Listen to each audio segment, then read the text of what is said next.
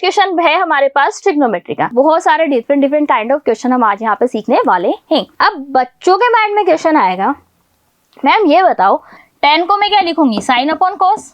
सोच लो कितना इंपॉर्टेंट क्वेश्चन होगा। Hello everyone, welcome to the amazing platform of learning. Myself Priyanka Vaishnav, your mathematics faculty. So students, कैसे चल रही है आप सभी के एग्जाम्स की प्रिपरेशन?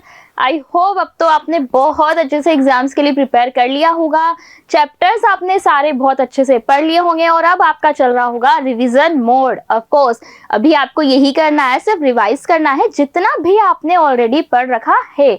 कुछ भी न्यू पढ़ने में आपको अभी अपना दिमाग नहीं लगाना है, ध्यान रखिएगा इस बात को। क्लियर? तो आज बच्चों मैं आपके लिए सेशन लेकर आई हूँ पीवाईक्यू सीरीज का। अगेन सेकंड हमारा सेशन है। लास्ट सेशन अगर आपको याद हो तो हमने पीवाईक्यू सॉल्व किए थे। और पीवाईक्यूज कौन से चैप्टर के सॉल्व किए थे? तो हमने जो हमारे लास्ट 2 चैप्टर होते हैं, स्टैटिस्टिक्स एंड प्रोबेबिलिटी, जिसके हमने पीवाईक्यू सॉल्व किए थे कि एग्जाम में किस टाइप के क्वेश्चन फॉर्म होते हैं, कैसे हमें क्वेश्चन को अटेंड करना होगा, वो सारी बातें हमने सीखी थी। आज भी हम वापस से वही सेशन लेके आए, लेकिन आज का जो हमारा चैप्टर है वो थोड़ा सा डिफरेंट है और बच्चों को बहुत ज्यादा डिफिकल्ट भी लगता है। आपके लिए ज्यादा अच्छे मार्क्स को स्कोरिंग भी ये सब्जेक्ट है। तो कौन सा टॉपिक है? Trigonometry and application of trigonometry. तो आज हम ये सीखेंगे कि ट्रिग्नोमेट्री में किस टाइप के क्वेश्चन फॉर्म होते हैं। 1 मार्कर क्वेश्चन कैसे फॉर्म होते हैं, या फिर 3 मार्कर क्वेश्चन कैसे फॉर्म होंगे, 5 मार्कर क्वेश्चन कैसे फॉर्म होंगे, केस स्टडी बेस्ड क्वेश्चन कहां पर फॉर्म हो सकते हैं, वो सारा डिस्कशन हम आज के लेक्चर में करने वाले हैं। तो अपने पेन नोटबुक लेकर रेडी हो जाइएगा, साथ में मेरे साथ साथ आपको क्वेश्चंस भी सॉल्व करने हैं। ओके, तो चलिए स्टार्ट करते हैं हमारे फर्स्ट क्वेश्चन से। फर्स्ट क्वेश्चन है हमारे पास ट्रिग्नोमेट्री का। अब ये क्वेश्चन देखो आपको बहुत फेमिलियर लगेगा। क्यों? क्योंकि इस क्वेश्चन में करना क्या है, सिर्फ इतना सा करना है आपको, जो भी इनकी वैल्यूज है, यानी कि tan 30 की वैल्यू क्या होती है, sec 45 की वैल्यू क्या होती है, सारी वैल्यूज आपको यहाँ पर पुट करनी है। आफ्टर दैट हमें इसका सॉल्यूशन करना है। तो चलो हम स्टार्ट करते हैं। सबसे पहले देखो यहाँ पे लिखा है tan स्क्वायर 30, tan 30 का स्क्वायर करना है। तो यहाँ पे सबसे पहले हमने लिखा 3/4, tan 30 का स्क्वायर। tan 30 की वैल्यू क्या होती है? 1/√3। अब जैसे ये बोला, ये वैल्यू आपके माइंड में ना क्लिक हो जानी चाहिए। tan 30 1/√3। तो ये हमने लिखा 1/√3 का स्क्वायर करेंगे तो 1/3 होगा, माइनस sec 45। अब जैसे sec 45 करोगे तो याद आना चाहिए cos 45। cos 45 होता है 1/√2, तो sec क्या होगा? √2। तो √2 का स्क्वायर करेंगे 2 बन जाएगा, प्लस sin 60 कितना होता है? √3/2। तो √3/2 का स्क्वायर करेंगे, क्या बनेगा? 3/4। That's it। यहाँ पे देखिए 3 से 3 कट हो जाएगा, ये 1/4, ये 3/4, तो क्या मिल जाएगा दोनों? चलो इसको हम दोबारा से लिख लेते हैं। तो ये बन गया 4/4, 4/4 विच इज 1। क्लियर? तो ये मिल जाएगा 1 - 2 यानी कि -1। सो ऑप्शन ए यहाँ पर इसका करेक्ट आंसर फॉर्म हो जाएगा। ऑप्शन ए क्या रहेगा बच्चों इसके लिए? -1 रहने वाला है। क्लियर है? आई थिंक आप सभी का ये क्वेश्चन बिल्कुल राइट रहा होगा। नेक्स्ट क्वेश्चन के बारे में बात करें। चलिए नेक्स्ट क्वेश्चन की तरफ बढ़ते हैं। नेक्स्ट क्वेश्चन भी हमारा सेम पैटर्न पे ही है। पैटर्न क्या है? बिल्कुल सेम है। आपको इसमें वैल्यू फाइंड आउट करनी है। तो जल्दी से इस क्वेश्चन को सॉल्व करके मुझे बताइए क्या इसका आंसर रहने वाला है। क्लियर है? तो चलो, आई थिंक अब तक तो आपने सॉल्व कर लिया होगा, नहीं किया तो चलो मैं आपको बताती हूँ। सबसे पहले आपको गिवन है sec 60। अब sec 60 की वैल्यू क्या होती है? तो पहले हमने लिखा 5/8। sec 60 का स्क्वायर पूछा गया है। sec 60 होता है √2। √2 होती है ना वैल्यू, तो √2 का स्क्वायर करेंगे तो कितना हो जाएगा यहाँ पे? अच्छा, sec 60 की वैल्यू क्या होती है बच्चों? आपको यहाँ पे ध्यान रखना है, वो होती है 2। अब 2 है, 2 का स्क्वायर करेंगे कितना बनेगा? 4, माइनस tan 60। tan 60 होता है √3। √3 का स्क्वायर करेंगे 3 प्लस cos स्क्वायर 45। अब भी जस्ट बताया cos 45 1/√2, तो क्या मिल जाएगा मुझे? 1/2। यहाँ से ये सॉल्व हो गया 2 टाइम, तो ये क्या बनेगा देखो? 5/2 माइनस 3 प्लस 1/2, तो ये 6/2 बन गया। अब 6/2 का मतलब क्या होता है? 3 में से 3 करेंगे तो आंसर क्या आ जाएगा? 0। मीन ऑप्शन सी इसका करेक्ट आंसर है। तो आपको यहाँ पे ध्यान क्या रखना है, एमसीक्यूज क्वेश्चन अगर आपके पास फॉर्म होते हैं, ठीक है। और मैं फिर बता दूं, ये क्वेश्चन देखो आपके 23 में एग्जाम में आया हुआ है, 1 मार्कर क्वेश्चन है, एमसीक्यूज में है। तो आपसे कोई भी ये मेथड नहीं पूछेगा, कोई भी नहीं कहेगा कि मैम प्रॉपर आप इसको बच्चों लिख के बताओ। नहीं, आपको सिर्फ आंसर वहाँ पे मार्क करना है। आंसर लिखना कैसे है मैंने लास्ट क्लास में भी बताया था। यहाँ पे आंसर का कॉलम होता है, तो आंसर नंबर जैसे था हमारे पास है सेकंड आंसर नंबर का ऑप्शन क्या हो जाएगा? सी। तो आपको लिखना है पहले ऑप्शन सी, और ऑप्शन सी की जो वैल्यू है वो भी लिखनी है। बच्चे क्या गलती करते थे, या तो ओनली वैल्यू लिख के आ जाते, जैसे या तो ओनली 0 लिख दिया, या फिर ऑप्शन सी लिख दिया। हालांकि इसमें मार्क मिलने के चांसेस हैं, इसमें मार्क नहीं मिलेंगे, तो ये आपको ध्यान रखना है कि कैसे इस क्वेश्चन को आपको अटेंड करना है। क्लियर? ये बेसिक क्वेश्चन इसी तरह के यहाँ पे फॉर्म होंगे, या फिर ऐसे क्वेश्चन बनेंगे जिसमें आप आइडेंटिटीज को डायरेक्ट ही सॉल्व कर सकते हैं। क्वेश्चन नंबर थर्ड क्वेश्चन कहता है कि आपको एक फिगर गिवन है, ये रहा, the angle of elevation of the top of tower from a point. एक पॉइंट आपको गिवन है यहाँ से, और यहाँ से एंगल ऑफ एलिवेशन आपको गिवन है। आपको क्या कहा गया, which is 30 metre away from the foot, यानी कि जो डिस्टेंस है, ये इसका जो फुट है, इससे 30 मीटर की यहाँ पर आपको डिस्टेंस गिवन है। Find the height of the tower, तो ये इसको अपन h मान ले। ठीक है, ऑलवेज रिमेंबर, जब भी इस तरह का पैटर्न आपको बनता है तो हमें क्या अप्लाई करना है, tan। Ma'am y tan theta, तो चलो आ जाओ हमारी ट्रिक पे। क्या पढ़ाया था, यही पढ़ाया था ना, पंडित बद्री प्रसाद हर हर बोले। इसमें आप नेम चेंज भी कर सकते हो according to you. So sine cos tan की वैल्यू होती है बच्चों परपेंडिकुलर अपॉन बेस। ये देखो 90 डिग्री के सामने वाली लाइन होती है हाइपोटेन्यूस, जो एंगल होता है उसके जस्ट सामने वाली लाइन होती है परपेंडिकुलर, एंड जो रिमेनिंग होती है उसको अपन बेस बोलते हैं। ये भी हम यहाँ से कह सकते हैं कि जो एंगल बनता है, जो बेस बनता है, वो किसके अपोजिट होता है, तो जो एंगल ऑफ एलिवेशन के अपोजिट एंगल होता है ना रिमेनिंग, उसकी जस्ट अपोजिट फॉर्म होता है। तो चलो यहाँ पे अप्लाई कर लेते हैं। हमने लिखा tan 30 is equal to perpendicular which is h, और ये हो जाएगा हमारे पास 30। tan 30 क्या है, 1/√3। 30 को ट्रांसपोज कर दो, 30 को मैं 10 मल्टीप्लाई बाय 3 लिख दूं। मैम y ऐसा क्यों लिखना है? अच्छा मैम पहले तो बताओ ये एग्जाम में कब आया था? तो बच्चों ये देखो 2020 में ये क्वेश्चन आया हुआ था, 1 मार्कर क्वेश्चन आपके पास ये रहा था।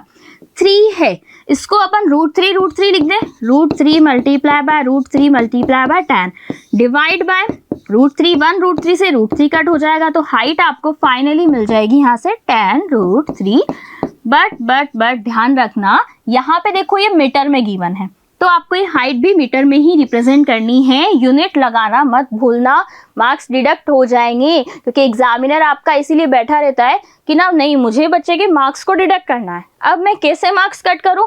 बच्चे ने तो डायग्राम भी बनाया, ये भी ध्यान रखना कि ये क्वेश्चन अभी तो 1 मार्कर में आया था, तो 1 मार्कर में अगर क्वेश्चन है तो दोबारा आपको ये डायग्राम बनाने की यानी कि फिगर बनाने की रिक्वायरमेंट नहीं है आंसर में। बट अगर सेम क्वेश्चन 2 मार्कर में रिपीट होता है तो आप उसे कैसे हैंडल करेंगे? अगर सेम क्वेश्चन 2 मार्कर में आया तो पहले हम इस तरह से फिगर बनाएंगे, फिर हम लिखेंगे नाउ इन ट्राइंगल। ट्राइंगल का नाम क्या है, ABC। उसके पहले हम ये भी लिखेंगे given that distance between the point and the foot of the building या टावर जो भी गिवन है, या BC is equal to 30 metre. तो ये सारी थिंग्स आपको रिप्रेजेंट करनी है। मैम यही क्वेश्चन 3 मार्कर में अगर आ जाएगा तो हम क्या करेंगे, स्टार्टिंग सेम यहाँ लिखा, फिर लास्ट में हम एक लाइन और लिख देंगे। So the height of the building या टावर जो भी गिवन है statue is equal to tan √3 metre. फिर बच्चे कहेंगे मैम क्या √3 की वैल्यू भी हमें पुट करनी है 1.732। ये आपकी चॉइस है, अगर आप लिखना चाहते हैं तो लिखो 10 मल्टीप्लाई बाय 1.732 मीटर। तो देखो ये डेसिमल है, एक आगे शिफ्ट हो जाएगा तो क्या बनेगा 17.32 मीटर। ये भी आप करेक्ट आंसर है, तो यहाँ पे ये वाला आंसर आपका राइट है, ये भी राइट है, ये भी राइट है। लेकिन आंसर को इस फॉर्म में रिमाइंडिंग मत करना कि हम 30 डिवाइड बाय √3 कर दो। क्यों? याद करो रेशनलाइजेशन हम करते थे ना, तो डिनोमिनेटर में स्क्वायर रूट हमें नहीं चाहिए, हम हटाना होता है स्क्वायर रूट अगर डिनोमिनेटर में फॉर्म होता है तो। क्लियर? सबको बहुत अच्छे से क्लिक हो गया ना माइंड में? क्लियर या crystal clear? Of course crystal clear होना चाहिए। नेक्स्ट क्वेश्चन देखो, simplest form of the question. ये भी आपका क्या है 1 मार्क में आया हुआ है, तो ये MCQ की फॉर्म में भी आ सकता है, ये आपको ध्यान रखना है। मैंने कहा था ना जो नॉर्मल आइडेंटिटीज होती हैं वो आपके MCQ की फॉर्म में फॉर्म हो सकती हैं, तो आप उसके लिए भी अवेयर रहें। क्वेश्चन क्या कहता है 1 + 10। अब क्या करें, दिमाग चलता है। मैम एक ही बात सिखाई है, जब भी 10 वगैरह दिखे 10 या कोट साइन कोस में कन्वर्ट कर लो। हाँ ये सिखाया है, लेकिन क्या हर जगह ये थिंग अप्लाई करना सही है? थोड़ा सा सोचो। तो अब यहाँ पर देखो 1 + 10 डायरेक्ट आइडेंटिटी होती है या नहीं होती? डायरेक्ट आइडेंटिटी हमारे पास क्या होती है, सेक स्क्वायर थीटा होती है। एक और बात ध्यान रखना, यहाँ पे थीटा मत लिखना, ए लिखना, क्योंकि यहाँ पे क्वेश्चन में ए गिवन है। क्वेश्चन में ए कहा जाए एंगल तो ए लिखना है, बी कहा जाए तो बी लिखना है, सी कहा जाए तो सी लिखना है, थीटा बोले तो थीटा, फाई, गामा, कुछ भी कहे, जो क्वेश्चन में कहा गया है वही एंगल आपको यहाँ पर रिप्रेजेंट करना है। दैट्स इट, एक्स्ट्रा कुछ भी दिमाग नहीं लगाना। ये हो गया हमारे पास सेक स्क्वायर, ए हो गया। 1 प्लस कोट क्या होता है? 1 प्लस कोट tan, tan नहीं करना, 1 प्लस कोट क्या होता है? कोसेक होता है ना। तो ये देखो कोसेक स्क्वायर ए। अब सेक को क्या लिखते हैं? फिर याद करो, सेक क्या होता है? 1 अपॉन कोस। तो ये मैंने लिख दिया 1 अपॉन कोस स्क्वायर है मल्टीप्लाई बाय 1 अपॉन कोसेक क्या होता है? Sine square. ये क्या बन गया? साइन अपॉन tan, कोस क्या बन जाएगा?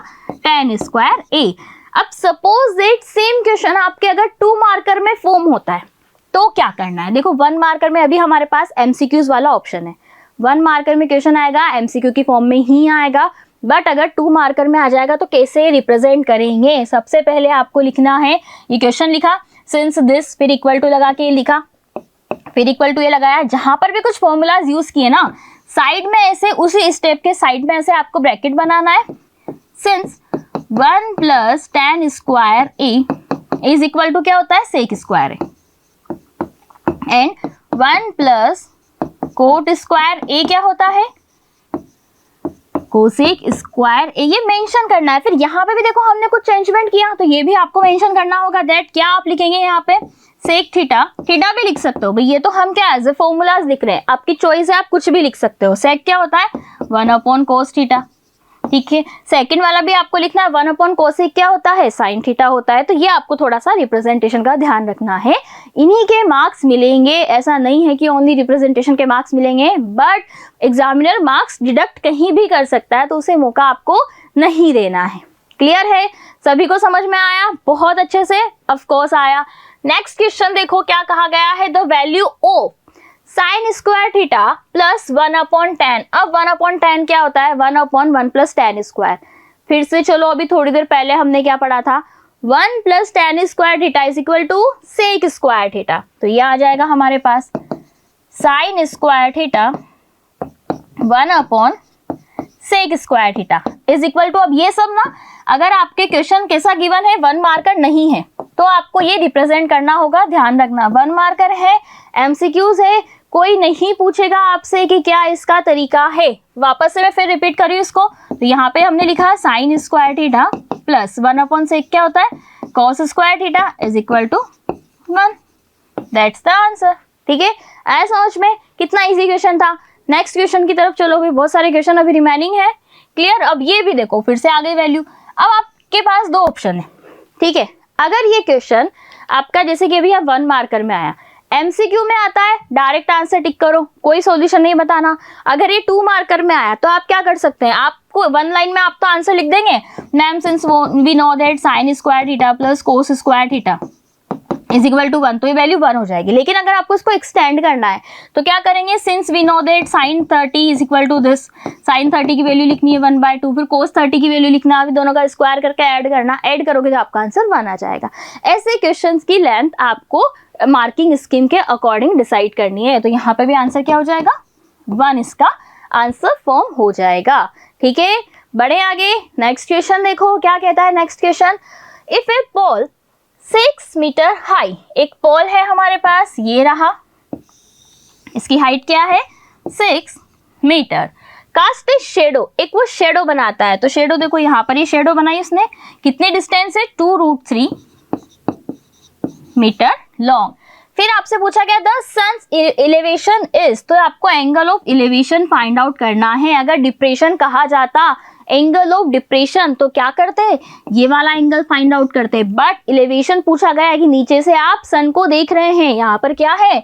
सन बना हुआ है, ठीक है, ये आपका सन बन गया, ठीक है, और यहाँ से आप इसको देख रहे हैं, देख रहेंगे तो क्या बनेगा? ये एंगल थीटा। वापस से जब भी ऐसा अप्लाई करना है तो लगा दो tan theta is equal to perpendicular upon base, 2 से कट हो जाएगा 1 टाइम, 3 टाइम, तो 3 अपॉन √3। देखो 3 को वापस से हम क्या लिख सकते हैं? √3 मल्टीप्लाई बाय √3, तो क्या आ जाएगा? √3। और √3 किसकी वैल्यू होती है? फिर कौन बताएगा मुझे? तो आपको पता है √3 होती है tan 60 डिग्री की value. So theta is equal to 60 degree. 60 degree कहाँ पर है? ऑप्शन ए इस क्वेश्चन का राइट आंसर है। और ये क्वेश्चन हम देखें 23 में ही आया हुआ था, 1 मार्कर क्वेश्चन हमारे पास ये था। क्लियर बच्चों, ध्यान रखना अभी 7 क्वेश्चन हुए हैं, 21 क्वेश्चन और हैं हमारे पास, तो भी बहुत लंबा टाइम है। आपको थोड़ा सा क्या करना है, पेशेंटली वेट करना है। और बहुत सारे डिफरेंट काइंड ऑफ क्वेश्चन हम आज यहाँ पे सीखने वाले हैं। नेक्स्ट क्वेश्चन की बात करते हैं। Okay, if 2 tan A is equal to 3, then the value of 4 sin A plus 3 cos A divide by 4 sin A minus 3 cos A, ये आपको वैल्यू यहाँ पे निकालनी है। और ये क्वेश्चन हमारे कब आया है? 23 में आया हुआ है। अब यहाँ पर आपके पास डिफरेंट ऑप्शन है। पहला, यहाँ से आप लिखोगे tan A is equal to 3/2, ठीक है। tan है तो क्या होता है? परपेंडिकुलर पता है, बेस पता है, हाइपोटेन्यूज निकाल सकते हैं, ऑफ कोर्स निकाल सकते हैं।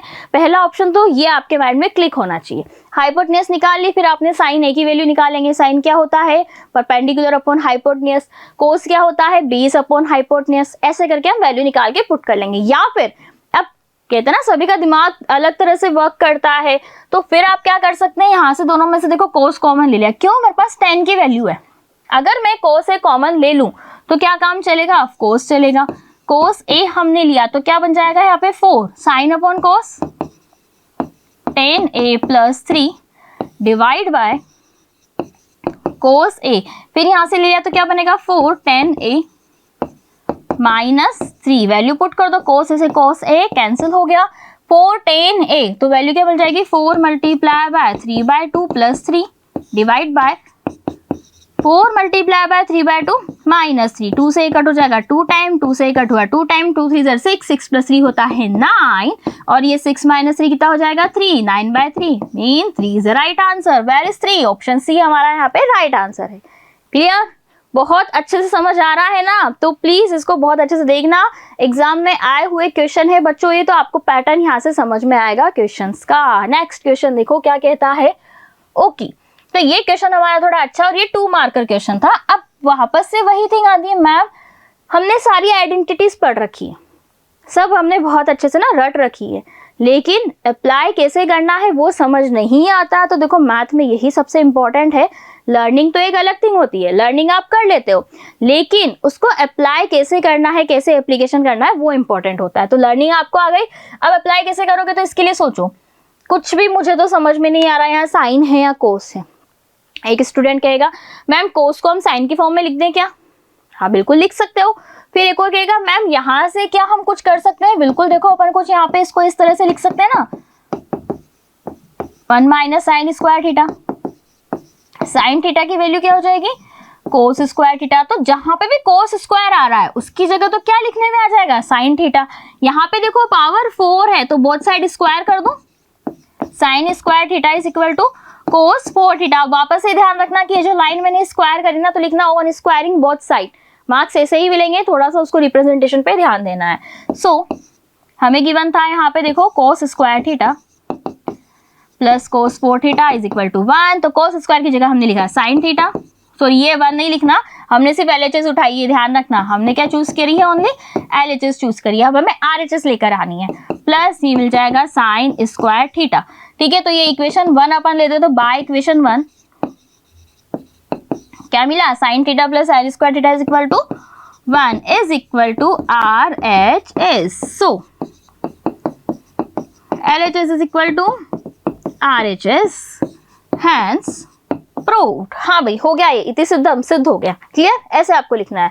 फिर आगे बढ़ो, नेक्स्ट क्वेश्चन क्या कहता है? Question number 10, if sine theta plus cos theta is equal to √3 then the value of sine theta multiply by cos theta. तो अब देखो ध्यान रखना, जब भी आपको ऐसे क्वेश्चन मिले कि sign theta plus cos theta की वैल्यू गिवन है और दोनों का प्रोडक्ट पूछा गया है, ठीक, तो आप क्या करेंगे? अब प्रोडक्ट से याद करो एक formula, a plus B whole square is equal to A square plus B square plus 2ab। होता है कि नहीं होता? जहां पर ए बी आता है, ए बी की जगह क्या है मेरे पास? ए की जगह साइन थीटा, बी की जगह कॉस थीटा, दोनों का मैं स्क्वायर कर दूं। ऑफ कोर्स जैसे आपने स्क्वायर करा, sine square theta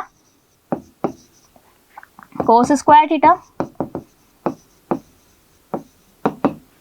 is equal to 3, तो ये पूरी वैल्यू क्या आ जाएगी? 1 आ जाएगी। So 2 sine theta cos theta is equal to 3 minus 1, तो ये कितना बन जाएगा? 2। तो यहाँ से देखो साइन थीटा कोस थीटा कितना निकल के आ गया? Is equal to 1। ये लो हो गया फिर से इसका आंसर, ठीक। बट यहाँ पे मैंने आपको 3 स्टेप में आंसर बताया, मैं फिर कह रही हूँ रिप्रेजेंटेशन पे प्लीज ध्यान देना। मैथ्स वाले स्टूडेंट्स यही करते हैं, हमें सॉल्यूशन आता है तो फिर बाद में आके बोलोगे मैम सॉल्यूशन तो मुझे आता था लेकिन मार्क्स नहीं मिले। क्यों नहीं मिले? क्योंकि प्रॉपर स्टेप्स भी आपको लिखनी है। ओलंपियाड नहीं है ये हमारा कि डायरेक्ट आपको MCQs फिल करने हैं। याद करो, जब भी मैंने ओलंपियाड्स के लिए आपको पढ़ाया कभी ये नहीं कहा कि प्रॉपर स्टेप्स लिखो, डायरेक्ट ओनली ट्रिक्स पे हमने बात की है या डायरेक्ट कंसेप्ट वहाँ पे अप्लाई किया है, लेकिन यहाँ पे डायरेक्ट कंसेप्ट हम अप्लाई नहीं कर सकते हैं। ओके, नेक्स्ट क्वेश्चन की ओर चलते हैं। देखो नेक्स्ट क्वेश्चन क्या कहता है, क्वेश्चन नंबर 11।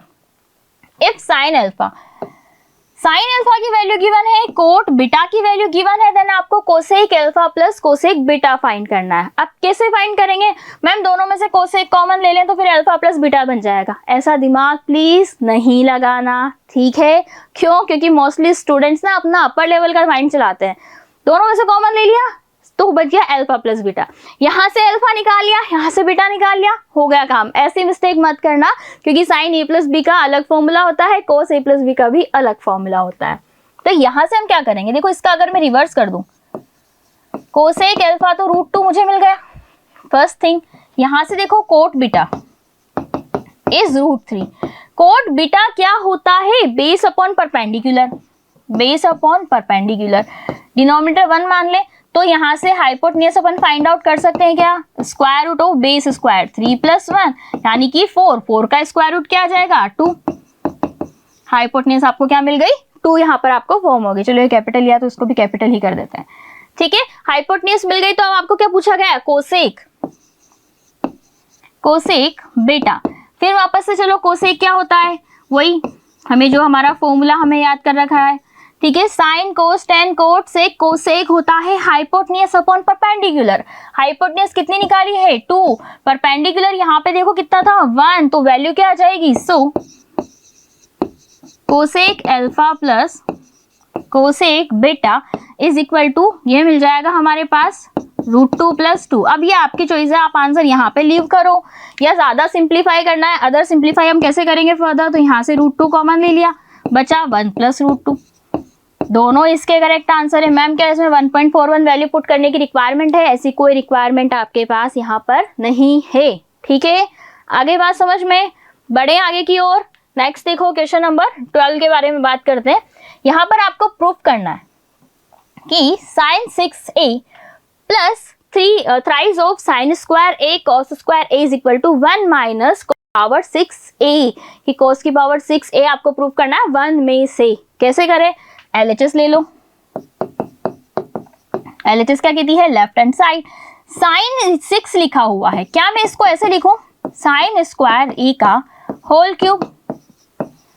मैम ये क्यों लिखा? क्योंकि मुझे केवल साइन स्क्वायर का फॉर्मूला पता है, मुझे और कुछ नहीं पता। साइन स्क्वायर होता तो मैं इसको कोस में लिखती थी। आपको कैसे पता चला कि कोस में लिखना है? यहाँ पर देखो क्या पूछा गया है, कोस के फॉर्म में पूछा गया है, इसलिए आपको कोस में इसको एक्सप्रेस करना है। साइन हो जाएगा तो 1 - cos square a whole cube plus thrice of sine square a cos square. अभी a - b का होल क्यूब क्या होता है? a cube minus b cube minus ab 3ab bracket में a + b। याद आया कुछ फॉर्मूला होता है ना? तो बस ये हमें यहाँ पे अप्लाई करना है। तो हम क्या लिखेंगे? ये हमने लिख दिया। अब a की जगह क्या है? 1, b की जगह क्या है? ये है, तो a cube 1 cube minus b cube cos square का क्यूब करेंगे तो कोस 6 आ जाएगा minus thrice of a b दोनों का प्रोडक्ट किया तो कितना आ जाएगा? कोस स्क्वायर a और ब्रैकेट में a - b यहाँ पे लिखना है, ध्यान रखना। तो 1 - b की वैल्यू कितना है? कोस स्क्वायर a। और ये हमारे पास ऑलरेडी वैल्यू गिवन है तो ये भी साथ में लिखनी है।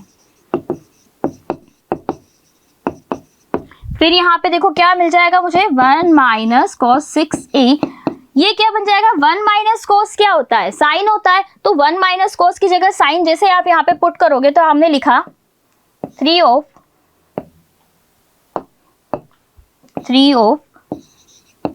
Sign square a cos square a plus thrice of sine square a cos square a। ये पूरा कैंसिल। ये लो, ये तो आपको प्रूफ करना था, इतना ही तो रिमेनिंग था। ये हो गया is equal to RHS, hence proof. बस यही आपका पास आंसर हो जाएगा यहाँ पे। अच्छा हमारा क्वेश्चन ही गायब हो गया, चलो फिर से ले आते हैं क्वेश्चन को। ये रहा वही क्वेश्चन और ये हमें यहाँ पे प्रूव करना था। कहाँ आया हुआ था क्वेश्चन? 21 में आया था। 3 मार्कर क्वेश्चन था। 3 मार्कर है तो यहाँ पे जब भी आपने फॉर्मूला अप्लाई किया तो आपको क्या करना है? प्रॉपर उसको एक्सटेंड करना है, लिखना है प्रॉपर तरीके से। ठीक है, बड़े आगे नेक्स्ट क्वेश्चन देखो। क्वेश्चन नंबर हमारे पास आता है 13। अब 13 क्वेश्चन कब आया हुआ है? तो ये आपके 18 में आया है।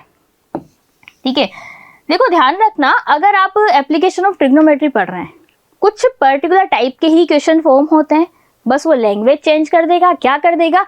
एक बिल्डिंग है, पर्सन है, पहले यहाँ था फिर उसके पास जा रहा है तो एंगल ऑफ बताना आपको एलिवेशन। ठीक है, पहले यहाँ से देख रहा था फिर ये देखना, या एंगल ऑफ एलिवेशन आपको गिवन है तो कितनी डिस्टेंस कवर करी है वो आपको बतानी है। तो इसी टाइप के क्वेश्चन आपके पास यहाँ पर फॉर्म होंगे। क्लियर? ये इसको चलो अभी मैं आपको टास्क देती हूँ कि आप फटाफट से इस क्वेश्चन को मुझे सॉल्व करके बताओ विद इन 1 मिनट क्या इसका आंसर रहेगा। क्लियर है? सभी ने क्वेश्चन सॉल्व कर लिया क्या अच्छे से? यस और नो? अब यस में ही आंसर आना चाहिए, नो मुझे नहीं सुनना है। ठीक है, क्यों नहीं सुनना? क्योंकि देखो ये क्वेश्चन आपको करवाया हुआ भी है बहुत बार, तो नो सुनने की रिक्वायरमेंट ही नहीं है। फिर क्या कहता है? एक ऑब्जर्वर है from the top of 100 metre high lighthouse. तो एक लाइट हाउस है, बना लेते हैं लाइट हाउस। ये रहा, कितनी हाइट है इसकी? 100 मीटर है। फिर क्या कहा गया? From the sea level. Okay, the angle of depression. अब देखो डिप्रेस हो गया, फिर सोचो कि मैम एंगल का कैसे पता चलेगा? भाई डिप्रेस हो रहा है तो वो नीचे जा रहा है, डिप्रेस हो गया। ठीक है, इलेवेशन मतलब एंगल ऊपर जा रहा है, बस इतना सा आपको ध्यान रखना है। एंगल ऑफ डिप्रेशन की हम बात करें तो ये आपको गिवन है ऑफ 2 शिप्स आर 30 एंड 45। अब आप खुद सोचो 30 डिग्री यहाँ बनेगा, 45 ऑफकोर्स ज्यादा बनेगा ना, नॉर्मल सी बात है। तो ये रहा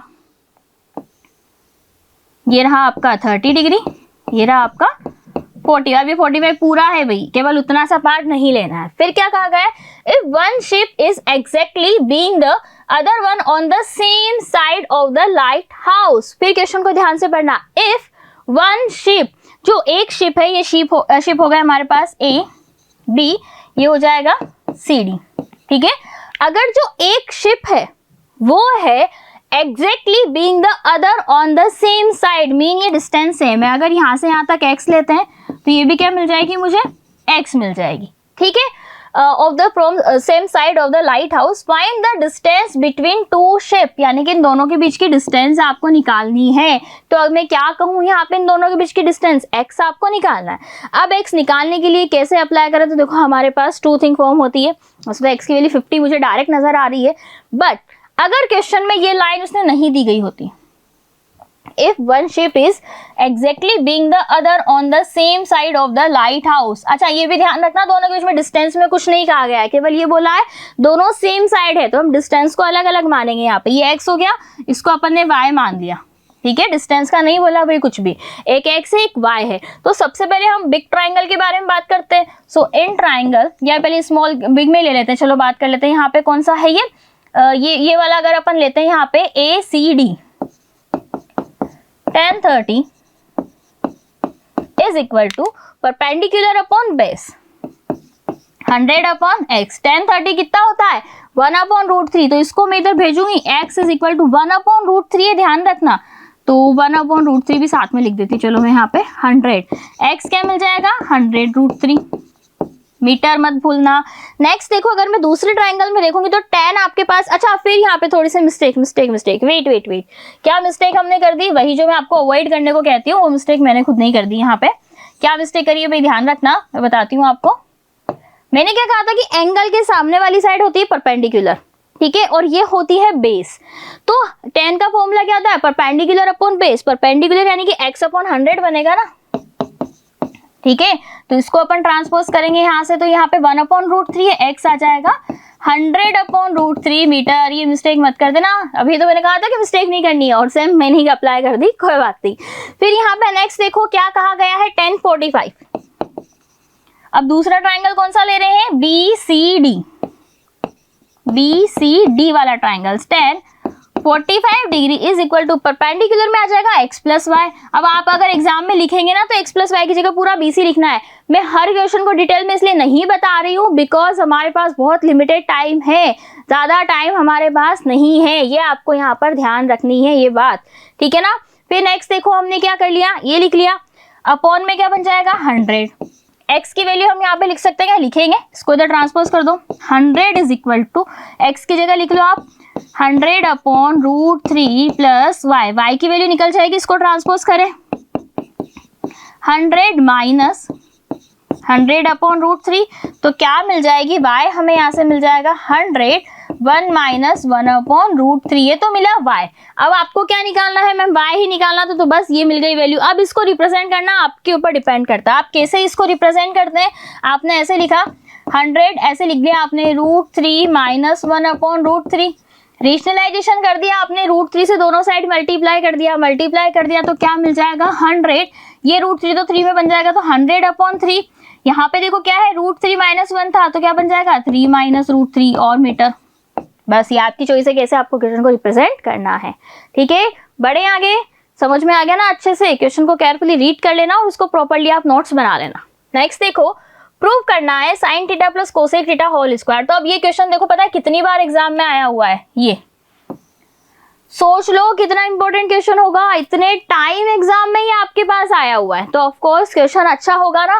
तो a प्लस बी का होल स्क्वायर लगा दें, sine square theta cosec square theta plus 2 sine theta cosec theta, again plus cos square theta plus sec square theta plus twice of sec theta cosec theta. अच्छा cos theta not cosec theta, cos है ये, cosec नहीं है, ध्यान रखना। सेक का friend cosec रहता है ना, तो ऐसा लगा कोसेक थीटा होगा। Cos theta is equal to कुछ भी नहीं है, बस इतना सा ही लिखो अभी, क्योंकि हम LHS को सॉल्व करें ना, RHS को साथ में लेके नहीं चलना। Is equal to sine plus cos कितना हो जाएगा 1 प्लस कोसेक को अपन क्या लिखेंगे 1 प्लस कोट लिख दे, of course 1 plus cot square theta plus 2। देखो साइन और कोसेक क्या होता है, आपस में एक दूसरे के रेसिप्रोकल होते हैं, तो क्या मिल जाएगा sine multiply by cosec is equal to क्या होता है 1, तो 2 बना, प्लस ये कोसेक अपन ऑलरेडी लिख चुके हैं, सेक को क्या लिखेंगे 1 प्लस tan, ये पूरी वैल्यू भी क्या आ जाएगी 1, तो ये 2 बच गया। अब वापस ऐड कर लो, क्या बचा 2 3 4 5 6 7, सही तो ऐड किया था, तो 7 plus tan square theta cot square theta, hence proof. यही तो आपको प्रूफ करना था, सिंपल। बट आपको ध्यान बस इतना सा रखना है कि एक्स्ट्रा जो भी आप लिखोगे तो एक्स्ट्रा रिप्रेजेंटेशन आपको यहाँ पे करना है, ब्रैकेट में लिख के फॉर्मूलाज लिखना कि इस क्वेश्चन में क्या अप्लाई हो रहा है, किस क्वेश्चन में क्या आप यहाँ पर अप्लाई कर रहे हो। क्लियर, बढ़े आगे। नेक्स्ट क्वेश्चन देखो क्या कहता है, क्वेश्चन नंबर है हमारे पास 15। अब क्या है the angle of elevation, elevation के बारे में बात हो रही है, ऊपर देखना एलिवेशन, डिप्रेस होंगे तो हम नीचे देखेंगे, ठीक है। Angle of elevation of the top of A building, एक बिल्डिंग का टॉप है, ये लो बना लो एक बिल्डिंग, ठीक है, इसका टॉप है, तो एंगल ऑफ एलिवेशन के बारे में बात हो गई। ये बिल्डिंग है हमारे पास, from the foot of the tower, एक टावर आपको गिवन है, ये हो गया फुट इसका, फिर 30 degree and angle of elevation of the top of the tower from the foot of the building is 60 degree. अब बच्चों के माइंड में क्वेश्चन आएगा, मैम ये बताओ दोनों में बड़ा कौन है, तो क्या हम कैसे बताएं बिल्डिंग बड़ी है टावर बड़ा है। तो देखो जब भी इस टाइप के क्वेश्चन हो फिगर में हमें नॉर्मली मेंशन करना है, ये नहीं देखना कौन ग्रेटर है कौन लेस है, बट इसकी मैं एक आपको ट्रिक बताती हूँ। ट्रिक मतलब कंसेप्ट ही है, ट्रिक तो अपन नहीं कह सकते उसको। अब मुझे बताओ ये सरफेस है, अगर मेरे पास कोई ऑब्जेक्ट इतनी डिस्टेंस पे है, मुझे देखना है तो मुझे थोड़ा सा ऊंचा होना पड़ेगा, हल्का सा। अगर मुझे ज्यादा ऊंची किसी चीज को देखनी है तो एंगल ऑफ एलिवेशन बड़ा होगा कि नहीं होगा, होगा। तो अगर जितनी छोटी थिंग को मैं देख रही हूँ तो एंगल ऑफ एलिवेशन उतना छोटा रहेगा। फिर यहाँ पे देखो दो गिवन है, एक तो एलिवेशन गिवन है of the top of A building from the foot of the tower, ये तो 30 डिग्री है, ठीक है। तो यानी कि इसको कम, थोड़ा सा कम देखना है, बिल्डिंग कम ऊंची है। लेकिन ये अगर अपन टावर के बारे में बात करें और ये कितना गिवन है आपको 60 डिग्री गिवन है, तो ये क्या होगा ज्यादा होगा ना। बस ये आपको समझना है कि अगर हम किसी भी ऑब्जेक्ट को देख रहे हैं कम ऊंचाई पे है तो आप ओनली कम है, थोड़ा सा ही अपना एंगल बनेगा, ज्यादा ऊंचा देखेंगे तो एंगल ज्यादा बनेगा। मैम पूरा ऊपर देखे तो आपका पूरा 90 डिग्री बन जाएगा। फिर क्या कहा गया, if the tower is 50 metre high, ये है 50, बिल्डिंग की निकालनी है, बिल्डिंग की एच मान लो, ये हो जाएगा ABCD।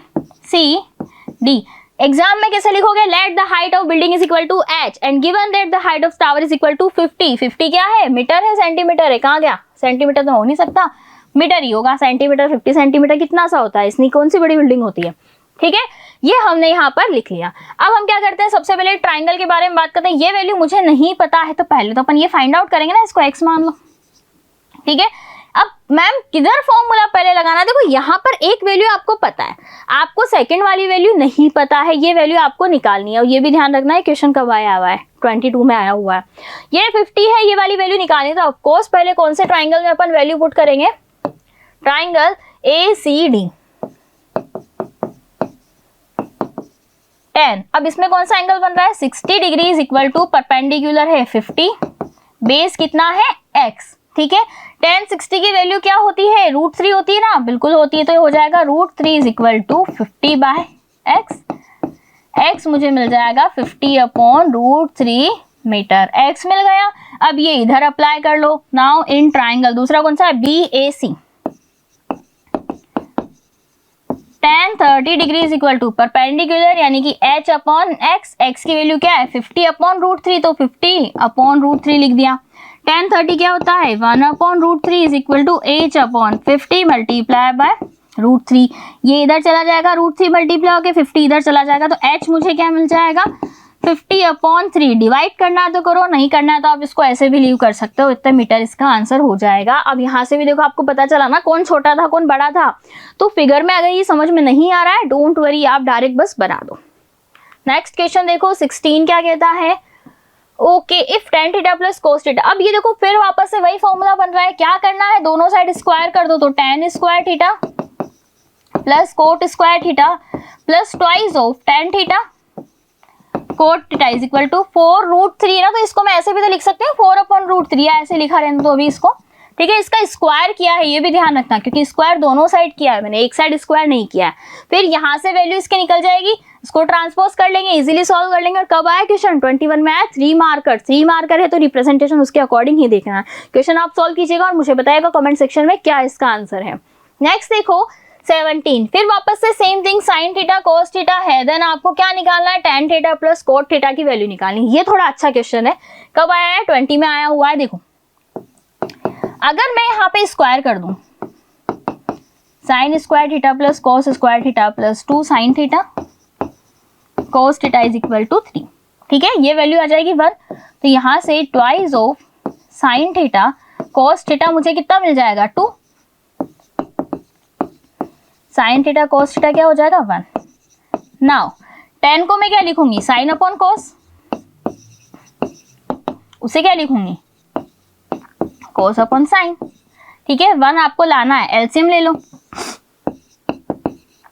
Sign square theta plus cos square theta sine theta cos theta.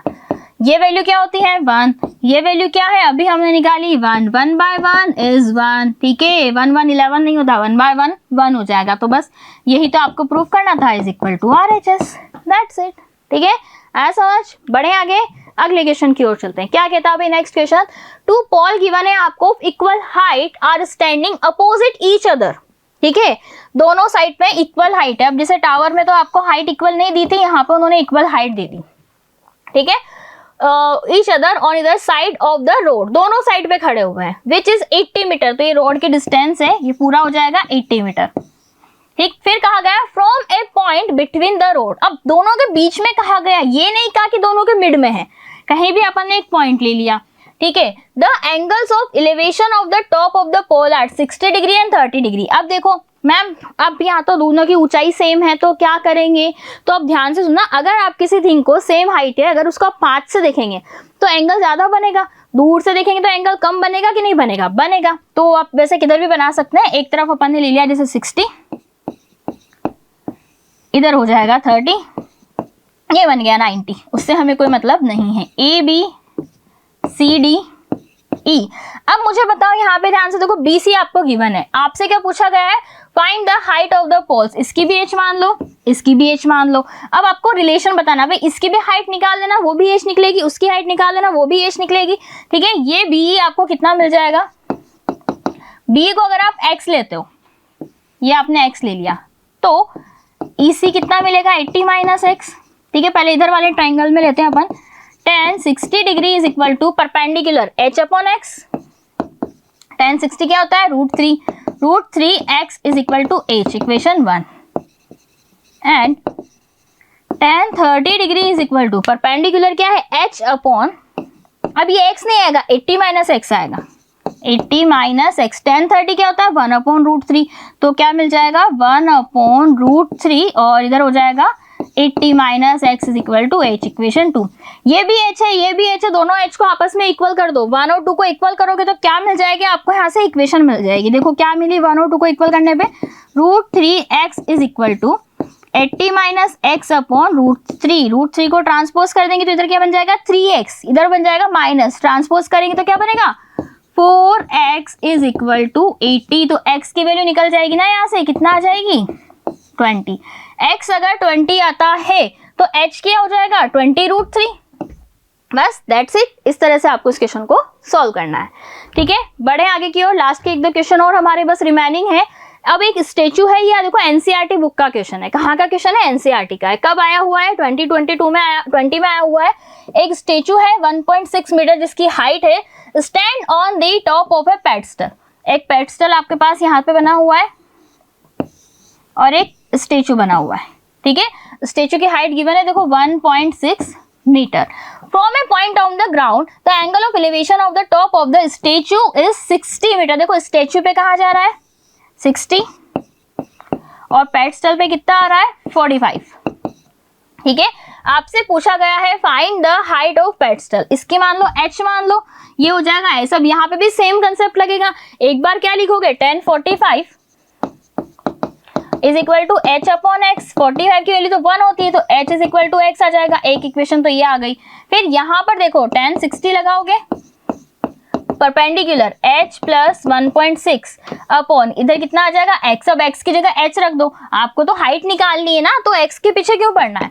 ये हो जाएगा h plus 1.6 upon h। tan 60 कितना होता है, √3, ट्रांसपोज करो इसको इधर किया तो √3h minus h is equal to 1.6, h common ले लिया, 1.6 अपॉन ये मिल जाएगा हमारे पास √3 माइनस 1। √3 की वैल्यू क्या आती है, 1.73। 1.73 में से 1 गया तो 0.73 बन जाएगा 1.6 के डिवाइड में। हाइट आपको यहाँ से इजीली निकल जाएगी। That's it. ठीक है, रिप्रेजेंटेशन पे ध्यान रखना, कैसे आपको क्वेश्चन को रिप्रेजेंट करना है। अब फिर से ये क्वेश्चन आ गया, देखो सेम क्वेश्चन अभी आया था ना। चाहो तो क्या करो, यहाँ से tan थीटा है तो क्या होता है, परपेंडिकुलर अपॉन बेस। परपेंडिकुलर 3 है, बेस है 4, हाइपोटेन्यूज निकाल के सारी वैल्यूज फाइंड आउट कर लो। ये भी एक अपने पास बेस्ट ऑप्शन है। 3 मार्कर में है, डिपेंड करता है आप कैसे आपको अटेंड करना है, बट तरीका मैंने समझा दिया। पहले लिखना है गिवन दैट, फिर जितने भी फॉर्मूलाज बीच में यूज होते हैं उनको भी आपको रिप्रेजेंट करना है। नेक्स्ट क्वेश्चन आ जाओ। ओके, तो ये क्वेश्चन आपका लास्ट क्वेश्चन है हमारा, केस स्टडी बेस्ड क्वेश्चन है, एग्जाम में आया हुआ था। क्या है, गडीसर लेक है is located in the Jaisalmer district of Rajasthan. It was built by the king of Jaisalmer and rebuilt by Gadi Singh in 14th century. The lake has many chhatris. छतरी आती है ना, बहुत सारी छतरी है लेक में। One of them is shown below. एक बताई गई है। देखो यहाँ पे 3 पॉइंट बने, एक पॉइंट है इधर बी, एक पॉइंट है इधर ए, एक पॉइंट है इधर सी। यहाँ पे ना ये इसकी हाइट और ये इसकी शैडो नजर आ रही है। अब इसमें कुछ इन्फॉर्मेशन गिवन होगी, कुछ हमसे पूछी जाएगी। फिर क्या कहा गया है, ऑब्जर्व द पिक्चर। पिक्चर को ऑब्जर्व किया, एक पॉइंट यहाँ था, एक पॉइंट यहाँ था, एक पॉइंट यहाँ था। कौन सा पॉइंट कहाँ था वो हम देख लेते हैं। ये था बी ए सी, बी ए सी। यहाँ पे ये हमारा वर्टिकल था, ये शैडो थी और ये हाइट थी। ठीक है, तो ये h अगर माने इसको h डैश मानते हैं। फिर क्या कहा गया आपसे, एक h मीटर है अबोव द वाटर लेवल ऊपर, and the angle of elevation of the top of छतरी इज 45। यहाँ से ये एंगल है तो ये कितना हो जाएगा, 45। फिर क्या कहा गया, angle of depression of the reflection. भाई डिप्रेशन है ना, डिप्रेशन में चले गए, ये 60 डिग्री है। ठीक है, हाइट आपको बतानी है of the height of the chhatri above water level is 10 metre. ये जो है ना आपको ये 10 मीटर है। चलो ये भी वैल्यू मुझे गिवन है, ये 10 है, ये h डे से मुझे नहीं पता। Draw a well level figure based on the above information. तो एक आपको फिगर बनाना इस तरह का बनेगा, ए बना, बी बना, सी बना, इसको डी मान लो, ये 10 मीटर, ये h डैश हो गया। ठीक है, इस तरह से हमने ग्राफ यहाँ पे फिगर बना दिया।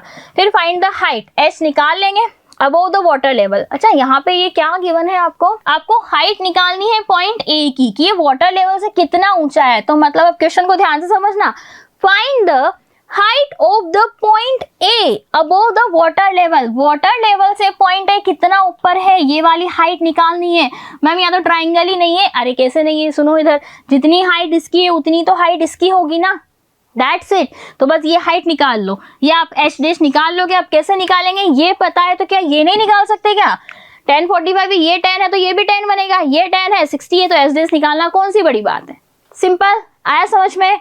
आगे बढ़ो। अच्छा हमारा लास्ट क्वेश्चन था, आगे नहीं बढ़ना, आगे अपन बढ़ेंगे अब हमारे नेक्स्ट सेशन के लिए, ठीक है। आई होप आप सभी को बहुत अच्छे से समझ में आया होगा और आपके लिए ये सीरीज बहुत ज़्यादा यूजफुल रहने वाली है बच्चों। तो प्लीज़ इसको अच्छे से देखना। सभी PYQ सैम्पल पेपर हमने आपको ऑलरेडी सॉल्व करा दिए हैं। अब लास्ट टाइम है तो अभी और रिवीजन के लिए हम बहुत अच्छे अच्छे प्लान्स आपके लिए लेकर आ रहे हैं। तो उसके लिए हमारे साथ बने रहिए, चैनल को सब्सक्राइब कीजिए, वीडियो को ज़्यादा से ज़्यादा शेयर कीजिए और वीडियो अच्छा लगा तो लाइक जरूर करें। ओके, मिलेंगे अब नेक्स्ट लेक्चर में और आपके एग्जाम्स के लिए आपको अभी से ऑल द बेस्ट। अभी फिर हम मिलेंगे, लास्ट क्लास में मैंने यही कहा था कि हमारी लास्ट मीटिंग नहीं है ये, आगे फिर हम मिलेंगे, बट अभी से ही all the very best. Thank you so much everyone.